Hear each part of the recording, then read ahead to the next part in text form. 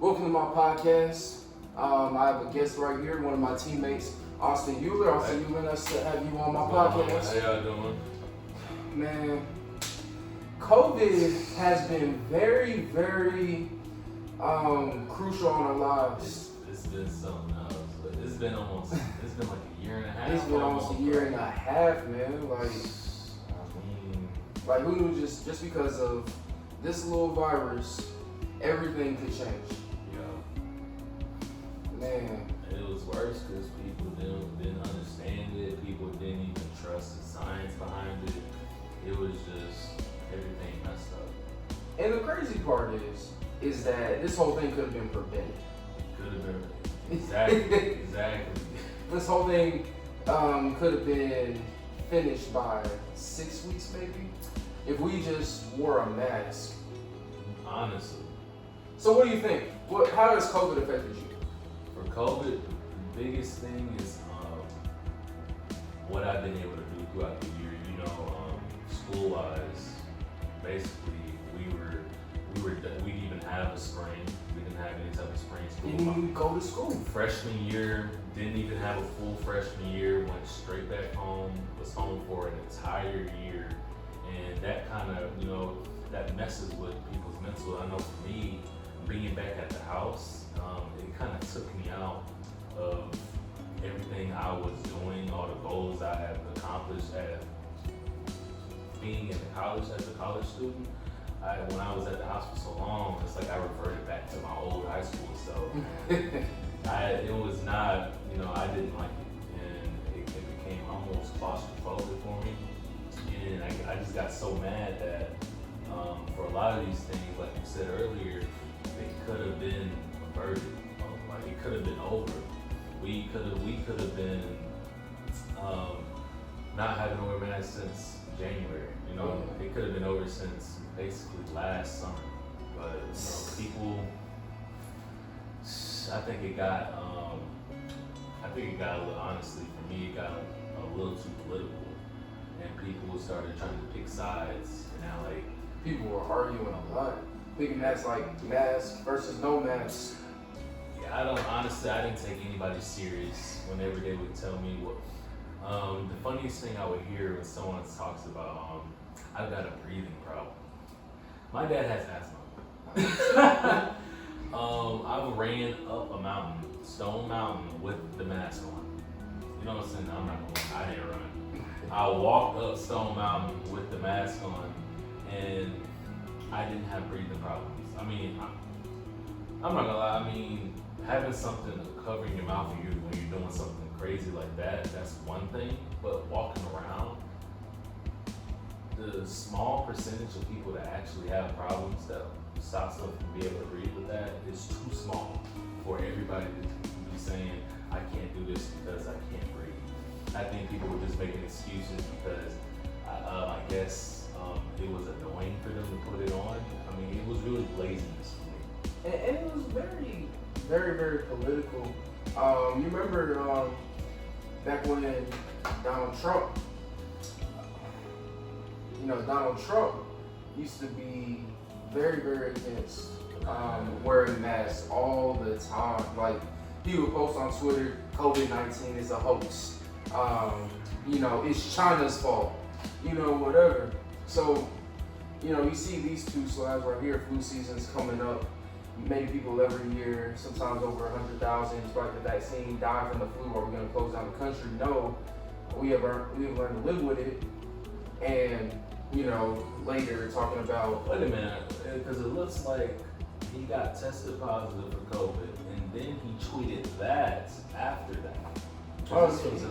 So it was crazy for him because he was on the BS from the start. He was telling people that this was all Democrats. The Democrats were basically trying to scare people, saying, no, you're okay, there's no mask, there's no nothing. But the moment he got COVID, everything turned on his head. He's joking about people getting sick. Oh, you wearing masks, doing all this. But the moment he got sick, as you can see, he's taking it. I don't blame anybody for protesting. Like, I don't blame anybody, But But like, the crazy thing is, people who are still wearing masks during the protests. That's the thing.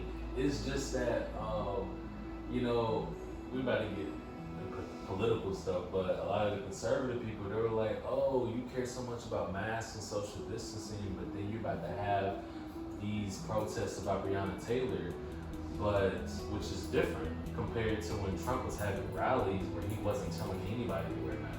The protests were specifically telling people, hey, if you're gonna do this, wear the mask. They were being proactive.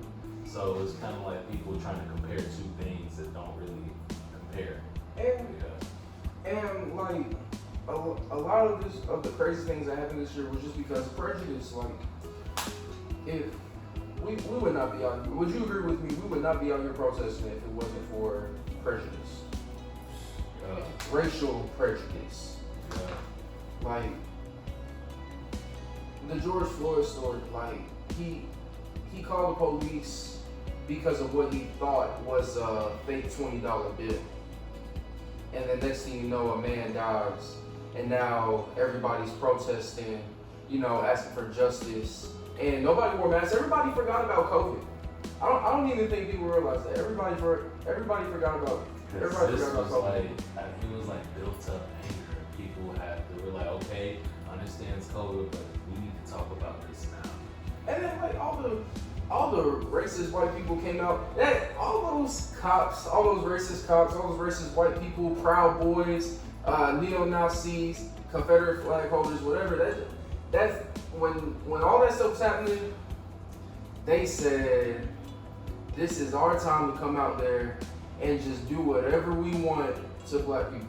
The crazy thing is, they don't even think they're racist. They think that they're being patriotic, and it's like, honestly, you're the reason why people don't care to stand for the flag.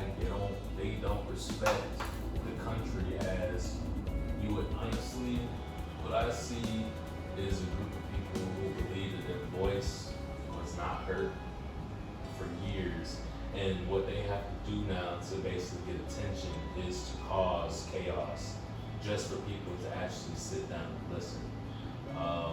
It's kind of like no justice, no peace. These people, on the other side, they're being very peaceful in how they're doing it. They're just sitting there to make a message, right?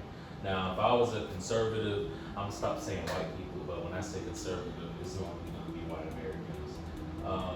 When I say conservative, if I was in the conservative mindset and I'm looking at this, I see both of them as, they're just causing chaos.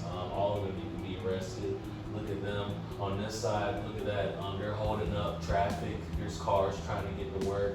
They shouldn't be doing that. They're being nuisances. Right there, they're burning down cities. They're burning down black cities. They don't care about equality. They just want to burn everything down. See, what I found that they don't, from a conservative mindset, those people, they don't care about the message. They care about just the face value of it. They're the type of person that you'll be having a great conversation with them, and you say one thing bad, and they'll stop you right there. They won't think about anything else you said, just that one thing you said. One thing you said, and they'll just take it and run with it. So I don't see anything wrong with any of these creatures. No, not at all. And I personally believe that these two have the same message. Yeah. No justice, no peace, no racism. Where prejudice comes from. Prejudice? Okay, what do you think? What do you think is the difference between racism and prejudice? When you're racist towards somebody, I think no matter what that person does, you have a negative feeling towards them. Kind of like hate? Yeah, it's a type of hate. For prejudice, I feel like, we not whip out the dictionary, but I feel like that's something like you hear from a lot of people. And so if you grow up around hearing that thing for so long, if someone keeps saying, well, that person steals a lot, but you never met that person, but later in life you do meet that person, you're going to remember that everybody used to call that person a thief, so you're going to move differently around. You'd be like, oh, there's that thing. Yeah, so you're being a little prejudiced. You're like, it's kind of like when somebody sees you with dreads. I'm like, and the crazy part is, what do you do? crazy part is like, that's how a lot of racist white people grow up. Nobody's born racist. Yeah. Like nobody is born hating the other color. Like if you see babies get along together, it's all black, white, Mexican, Asian, Exactly. whatever. And you know the crazy part is that a lot of prejudice when it comes to race comes from when you're growing up and your racist father says, "Hey, don't be hanging around that nigga over there no more." And I hit him with the nigger. You gotta hit him with the nigger, hard, yeah, there you that go. Nigger. That's how they be saying it. Don't be hanging around that nigga over there because that's probably what their parents taught them. So now they automatically think prejudice when they see another black person. Like my great grandmother was actually she was white. My great grandmother was a vile racist. Oh, man. Yeah, my mother's white, my dad's black, Yeah. and she was so upset my parents got married. Wow. And that just comes from where she came from, the environment she came from, and who her parents were. You know, because at that time, it was white people were told by their parents not to hang around black people. And so when they grow up, they're like, already like have some type of judgment towards black people. Yeah, but that was the type of hate that you would consider racism. And then I think with racism, another thing is because they were the majority and they're hating on a minority of people. That's another thing because they have that power structure. Because everybody can be prejudiced, but I can't be racist against somebody who has this huge power balance over me. You know, because whatever I do is not going to affect them, but what they do to me is going to really affect me. Because the definition of racism in the dictionary is the belief that one race is superior over the other. Yeah. That's what racism is. That's the legal definition for racism. So when you think of prejudice and racism, like prejudice will make you racist. Yeah. That's all the time we had. Thank you for watching my podcast. I hope you really enjoyed it.